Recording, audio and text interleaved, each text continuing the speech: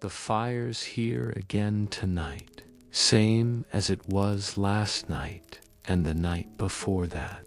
Wood catches the same way every time, burns down to nothing, then you build it up again. That's how it goes. You're here, or someone is. Doesn't much matter. The dark's all around us, and the cold's waiting just past where the light reaches. But for now, we've got this warmth, this small circle where things feel bearable. There was an old man I used to see in a town I lived in for a while, years back now.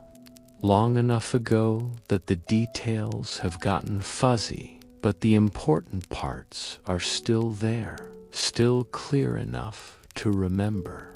The town had a small park, nothing special, just some grass and trees and a few benches, and he'd sit on one of those benches. Almost every day the same bench, the one near the path where people would walk through on their way to somewhere else. I'd see him there when I walked through the park, which I did most days because it was on my route to the place where I worked, a shop that sold hardware and tools and supplies for fixing things. I'd walk through in the morning, and he'd be there already, sitting with his hands folded in his lap, watching people go by. And I'd walk through again in the evening when I was heading home, and sometimes he'd still be there, or he'd be there again. I couldn't tell which. He was old, this man, old in a way that made you think he'd been old forever, like he'd never been young, never been middle-aged, just went straight from not existing to being old. His face was lined and weathered, the kind of face that comes from spending a lot of time outside, a lot of years in sun and wind and weather. He wore a hat most of the time, a brown fedora that had seen better days, and a jacket even when it was warm, like he was always cold or always preparing for cold. I nodded to him sometimes when I passed, and he'd nod back, a small movement of his head, barely noticeable, but enough to show he'd seen me, that he was aware of my passing. And after a few weeks of this, after enough nods had been exchanged, that we'd established some kind of minimal connection, I stopped one morning and asked if he minded if I sat for a minute. I was early for work, had left my room with more time than I needed, and the morning was nice, cool, but not cold, with good light, and sitting seemed like a better way to spend those extra minutes than arriving early and standing around waiting for the shop to open. He gestured to the other end of the bench, a small wave of his hand that said, "Sit if you want, doesn't matter to me either way." And I sat, and we were quiet for a while, both of us, looking at the path and the park and the people walking through. A woman with a dog, a man with a briefcase, a couple of kids on their way to school, probably, people moving through their lives, going places, doing things, all of it normal and ordinary and unremarkable. After a bit he spoke, said something about the weather, how it was a good morning, how you had to appreciate mornings like this because they didn't. Last summer would come and it would be too hot. Winter would come and it would be too cold, but right now it was just right.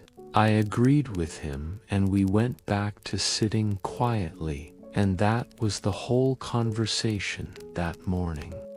Just a few words about the weather, nothing deep or meaningful, just two people sitting on a bench making small talk. But I stopped again the next morning, and the morning after that, and over time it became part of my routine. Stopping at his bench for 10 or 15 minutes before work. Sitting with him in silence, mostly. Sometimes talking a little bit about nothing in particular. And he seemed to appreciate it.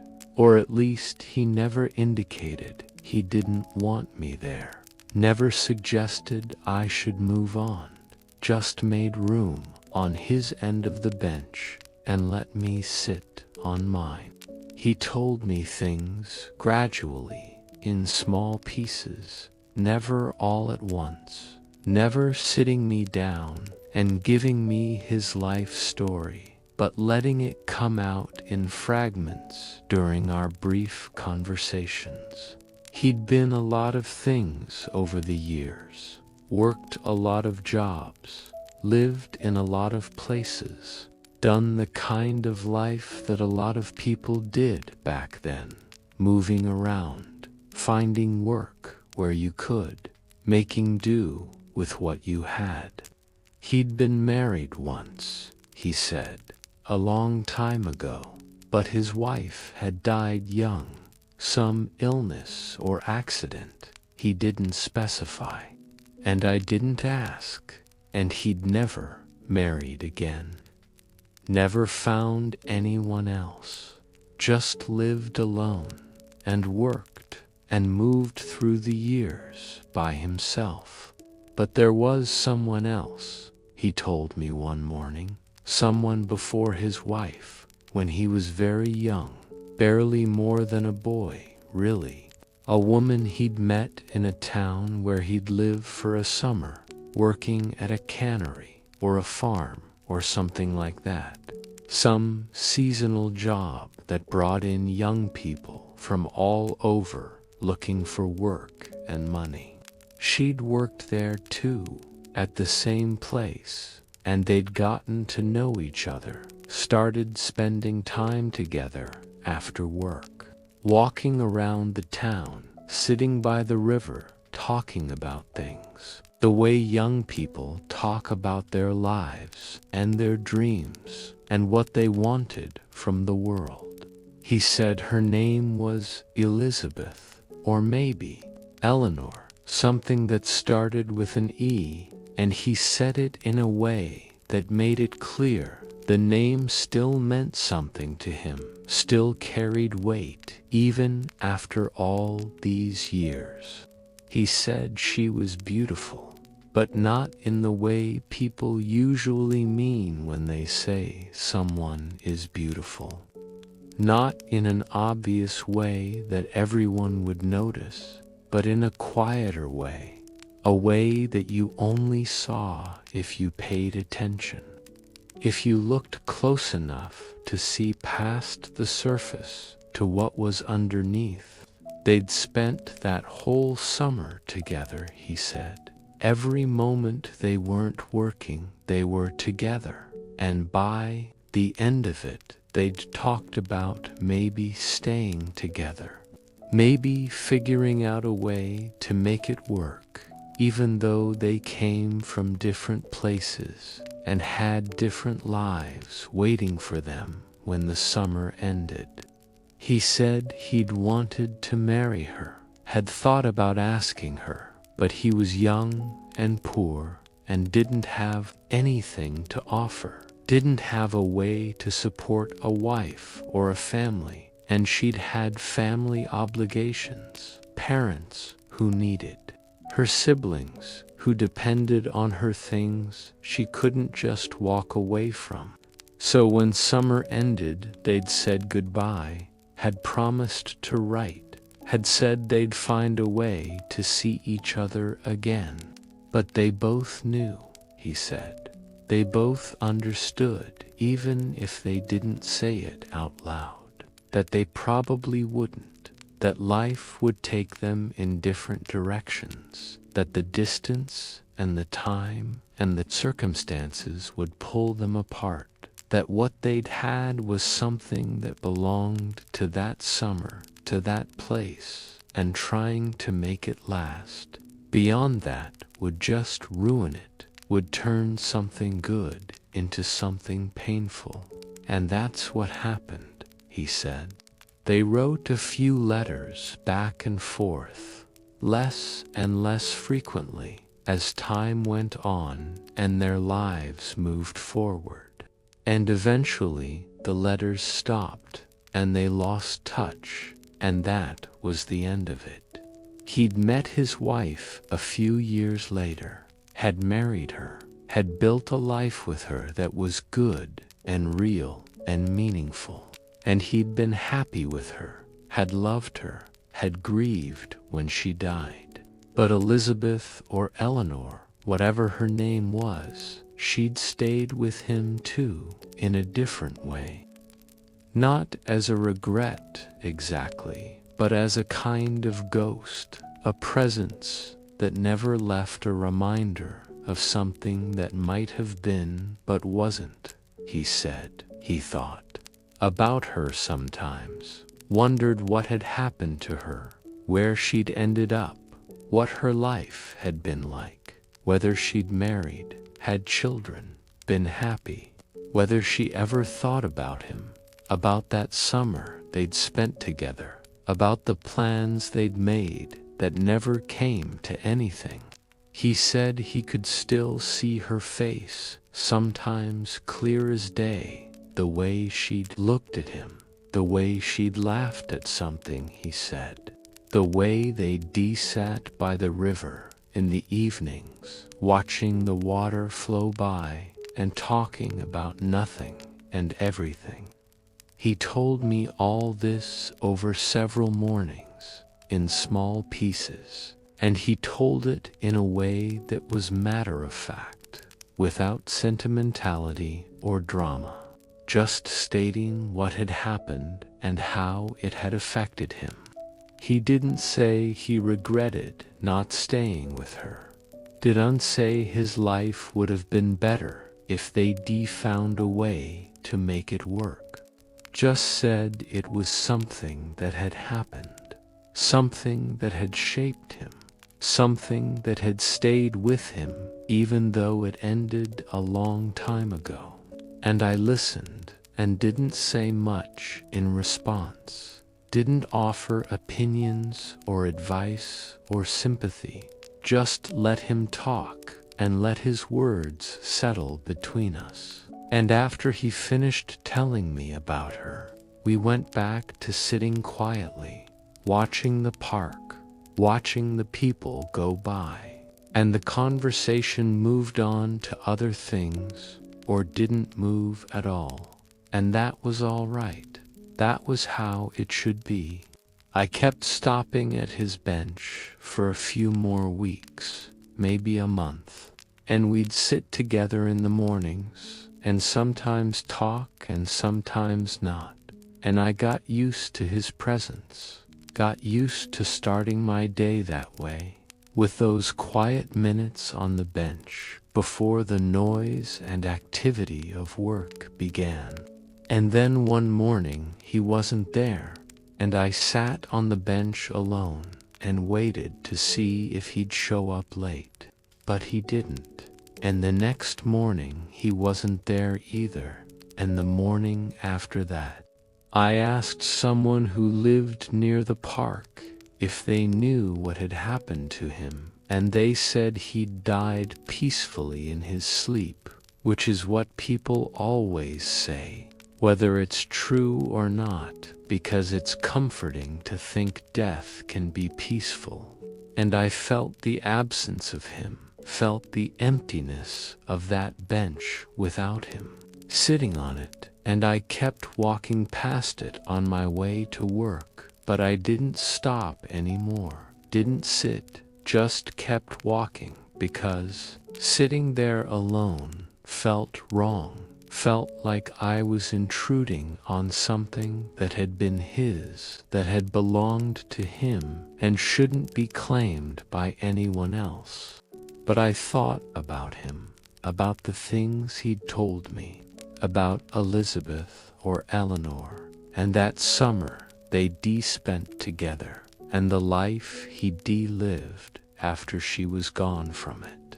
And I thought about how he'd carried her memory with him for all those years, how she'd stayed present in his life, even though she wasn't in his life. How love, or whatever you want to call it, doesn't always look the way we think it should look, doesn't always follow the path we expect it to follow, sometimes just lives quietly in memory, in the space between what was and what might have been. I met someone once who said something that stayed with me even though I didn't understand it at the time, didn't have the experience or the context to know what they meant. But it lodged in my mind anyway, and over the years I came to see the truth in it, came to understand what they'd been trying to say without really saying it. This was in a bar, one of those places that's dark even during the day, where the light from outside doesn't quite make it through the windows, and the light inside is dim and yellow and makes everything look older and more worn than it actually is. I'd stopped in after work one evening, not because I drank much or because I particularly wanted to be there, but because I was tired and didn't want to go back to my room yet, didn't want to be alone with my thoughts, wanted to be around other people, even if I wasn't talking to them, even if I was just sitting at the bar with a beer I didn't really want. There was a man sitting a few stools down from me, older, maybe in his 60s, with a face that had seen a lot and hands that shook slightly when he lifted his glass. He wasn't drinking heavy, just nursing the same beer I was nursing, making it last, using it as an excuse to sit there and be around people the same way I was using mine. We didn't talk at first, just sat there in our separate silences, both of us staring at nothing, both of us lost in whatever thoughts we were trying to escape or avoid or make sense of. But after a while, I don't know why, maybe just because we'd been sitting near each other long enough that the silence started to feel awkward. He turned to me and said something, asked if I was from around here or just passing through. I said I'd been here a while, working, saving money, figuring out what to do next. He nodded, like he understood, like he'd been in the same position once, which maybe he had. We talked a little bit after that, the usual surface things, where we were from, what we did for work, the weather, the town, nothing personal, nothing that required revealing much about ourselves. And then he said something that seemed to come from nowhere, that didn't connect to anything we'd been talking about, just came out like it had been waiting to be said, and finally found its moment. He said, "I've been through a lot, more than most people probably.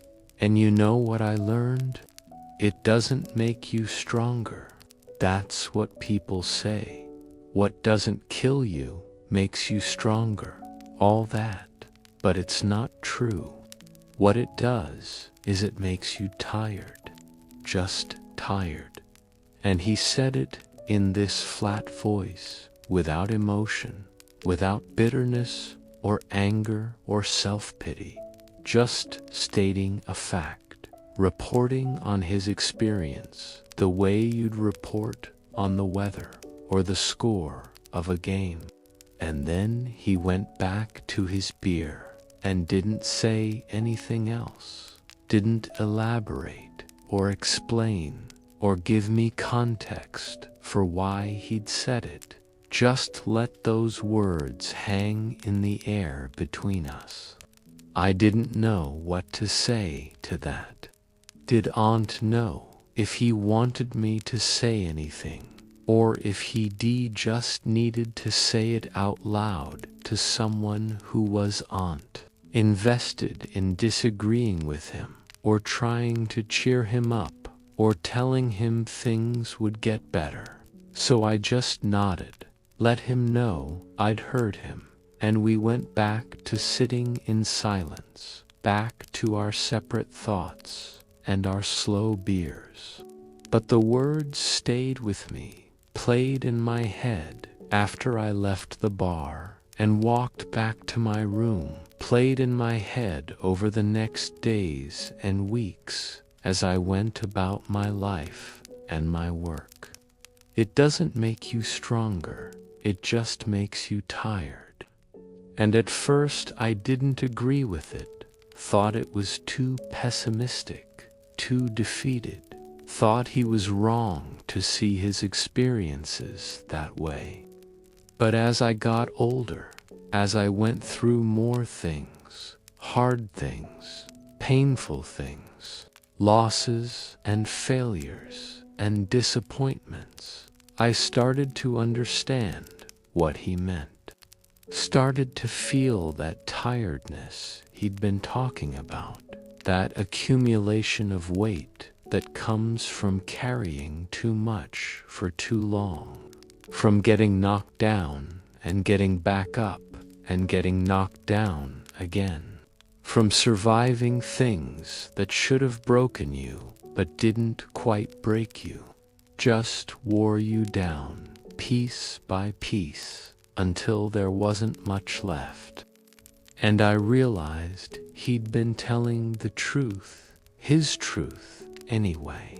Maybe not everyone's truth, but a truth that was real and valid and worth acknowledging.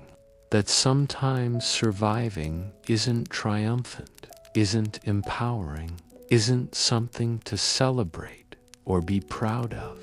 Sometimes it's just exhausting, just one more thing you had to do, because giving up wasn't really an option, even though it might have been easier, might have been what you wanted in your darkest moments.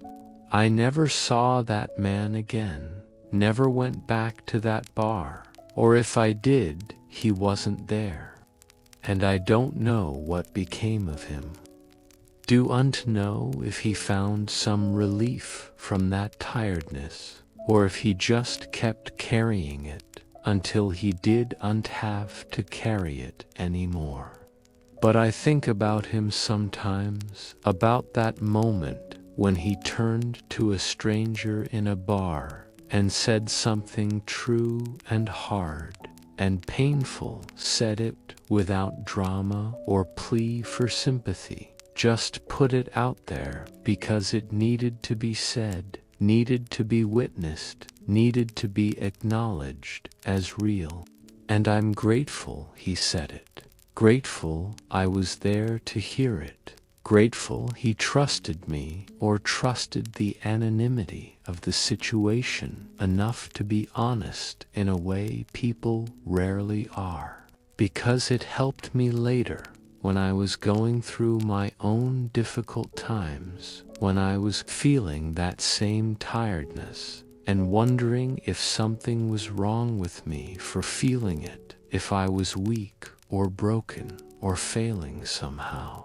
And I could remember his words and think, no, this is normal. This is what happens. This is the real cost of surviving, not strength or wisdom or growth, but just tiredness, just the accumulation of weight, just the slow wearing down of a person who keeps going because stopping isn't really a choice. And there was comfort in that somehow, in knowing I wasn't alone in feeling it, in knowing someone else had felt it too, and had been willing to name it, to give it words, to make it real and visible and shared.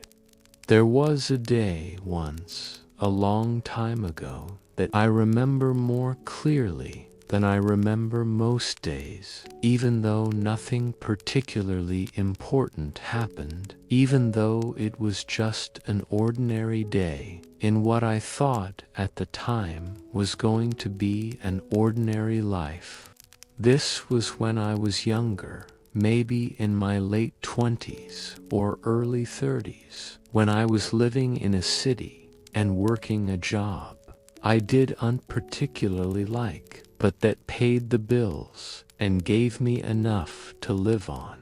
I'd been seeing a woman for a while, a few months maybe, long enough that we'd gotten comfortable with each other, long enough that we had routines and habits and ways of being together that felt natural and easy. Her name was Anna, or maybe it was Anne.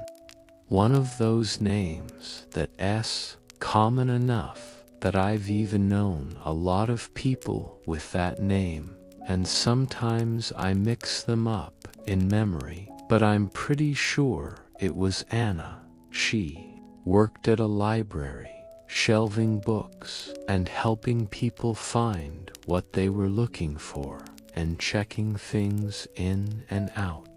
And she liked the work, even though it did unpay much and did unhave much potential for advancement or change. She liked being around books, liked the quiet of the library, liked helping people, and that was enough for her. She didn't need more than that. We'd met in some ordinary way, I don't remember anymore. Maybe at a coffee shop, or a park, or through mutual friends. The kind of meeting that happens all the time and usually doesn't lead anywhere, but sometimes does. And we'd started spending time together, going for walks, getting meals, seeing movies, all the normal things people do when they getting to know each other and trying to figure out if there's something they're worth pursuing. And there was something there, at least I thought there was, a connection that felt real and good, a comfort in being around her that I didn't feel with most people. She was easy to be with, didn't require constant conversation or entertainment, was happy to just exist alongside me, doing nothing in particular, and I appreciated that. Appreciated being able to be quiet without it feeling awkward or wrong. The day I'm thinking about was a Sunday. I remember that much. One of those rare Sundays when neither of us had to work, and we both had the whole day free to do whatever we wanted. It was spring, I think, or early summer warm, but not too hot, with good light and clear air. The kind of day that makes you glad to be alive, even if you do unusually think about being alive in those terms. We'd decided to spend the day together, not doing anything specific, just being together and seeing what happened. I met her at her apartment in the morning. She lived in a small place on the 3rd floor of an old building, one room, mostly, with a tiny kitchen and a bathroom, and not much else, but she'd made it nice, made it feel like home, with plants in the window and books on shelves and things on the walls that meant something to her. She made coffee when I arrived, and we sat at her small table by the window and drank it and looked out at the street below, at people walking their dogs or going to church or heading to the store for groceries, all the normal Sunday activities.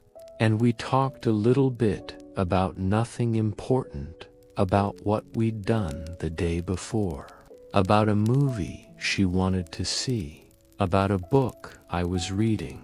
Just the kind of easy conversation that fills time without demanding much. After we finished the coffee, we decided to go for a walk.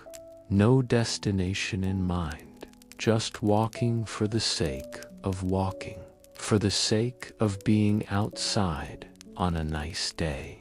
We walked through her neighborhood and then through other neighborhoods, past houses and shops and parks, sometimes talking and sometimes not, sometimes holding hands and sometimes just walking side by side, comfortable in the silence, comfortable in each other's presence. We stopped at a bakery and bought pastries, ate them sitting on a bench in a small park, watched kids playing on a playground nearby, watched their parents watching them, watched pigeons pecking at crumbs near our feet. The pastries were good, sweet and flaky, and we ate them slowly, not because we were savoring them particularly, but because there was no rush, no reason to hurry, nowhere we needed to be. After the park, we kept walking, found ourselves near the river that ran through the city, and we walked along the path by the water, watching boats go by, watching people fishing from the banks, watching the sun reflecting off the surface of the water in patterns that shifted and changed as the water moved. And it was peaceful, that walk by the river, peaceful in a way that's hard to describe, not because anything special was happening, but because everything felt right, felt like it was where it should be, like we were where we should be.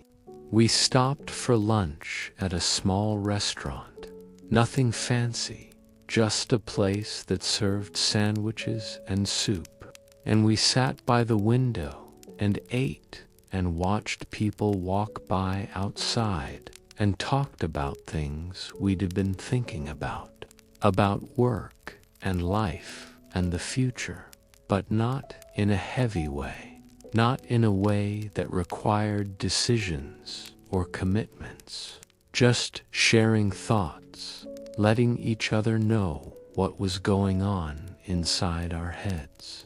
After lunch, we went back to her apartment, and we were both tired from all the walking, that good kind of tired that comes from spending time outside and moving your body.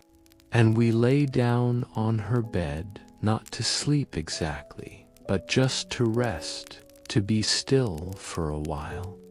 And we lay there side by side, not touching much, just our hands between us on the bed, and we looked at the ceiling and listened to the sounds of the building and the street outside. And we didn't talk, didn't need to talk, just existed together in that small room with the afternoon light coming through the window. I think I might have dozed off for a bit, I'm not sure. But when I opened my eyes again, the light had changed, had gotten softer and more golden the way it does in late afternoon. And Anna was still there beside me, still awake, looking at something on the ceiling that I couldn't see. And I asked her what she was looking at, and she said nothing, just looking, just being. And I understood that, didn't need more explanation than that. We got up after a while and she made dinner, something simple, pasta with vegetables, and we ate it at her table by the window and watched the light fade outside and the streetlights come on and the day turn into evening. And we talked about the day, about the walk and the river and the lunch and the rest, and we agreed it had been a good day, a nice day, the kind of day you don't appreciate enough when you re-having it, but realize later was something special, something worth remembering. I left after dinner, had to work the next day, and needed to go home and prepare for that. And she walked me to the door, and we stood there for a moment, not wanting to end the day, but knowing it had to end, that all days end. That's just how time works. And we kissed and said goodnight, and I walked down the stairs and out into the night and back to my own apartment, and that was it. That was the day. We kept seeing each other after that for a few more months, and we had other good days, other walks and meals and quiet afternoons, but none of them quite matched that Sunday. None of them had that same quality of everything feeling right and in place and exactly as it should be.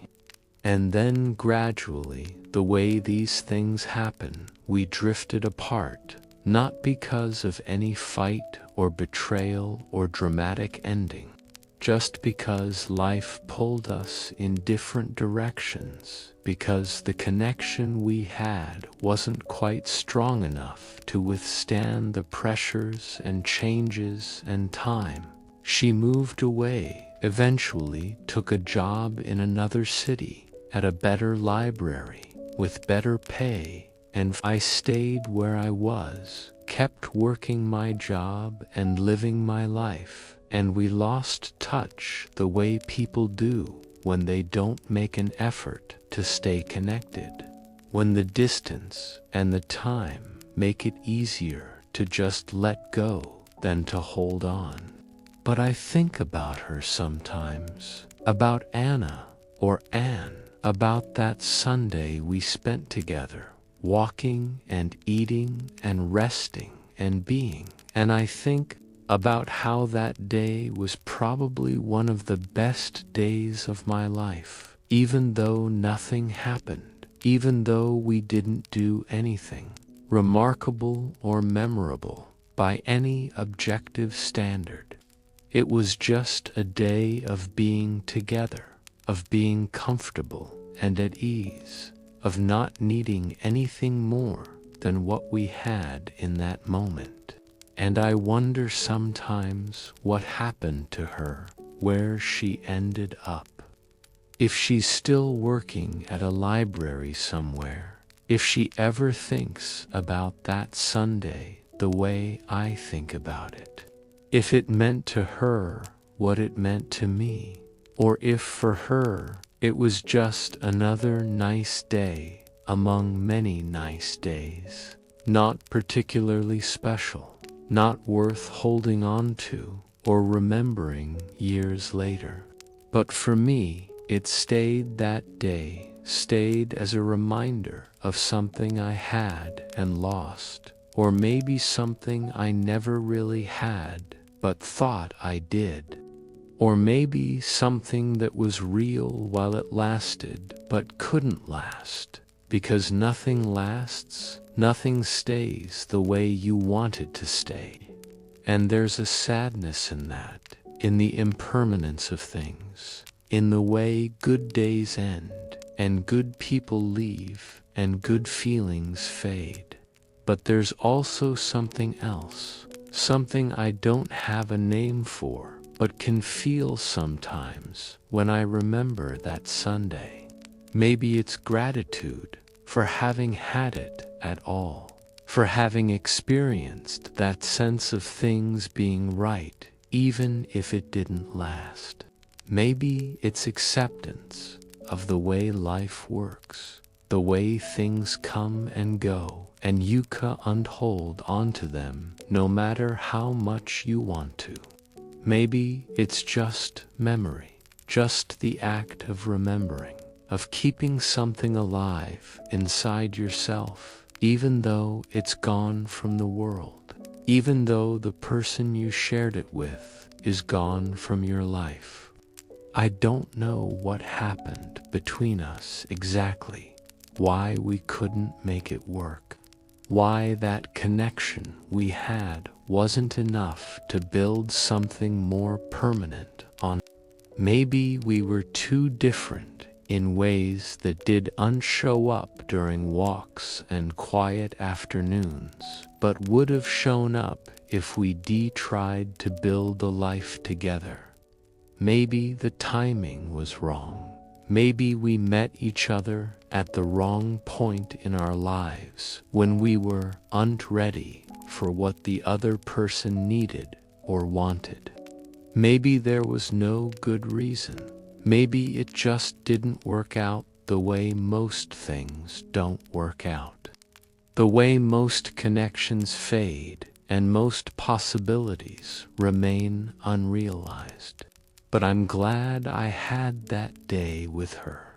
Glad I got to experience that particular quality of being together, of moving through time and space with another person in a way that felt natural and right and good. And I'm glad I remember it, glad it's still there in my mind, clear enough to revisit when I need to remember that good things exist, that connection is possible, that there were moments in my life when I felt like I was exactly where I was, supposed to be doing exactly what I was supposed to be doing, with exactly who I was supposed to be with. The fire's low now, getting close to burning out, and the cold's creeping in around us, making itself known, reminding us that warmth is temporary, that all things end, that the night's always there, waiting to reclaim the space the fire's been holding back. But we had this time, this warmth, this light, and that's something that's enough for tonight. The wood's almost gone. I'll probably build another fire tomorrow, same time, same place. If you want to come back, you can. There's room by the fire, always has been.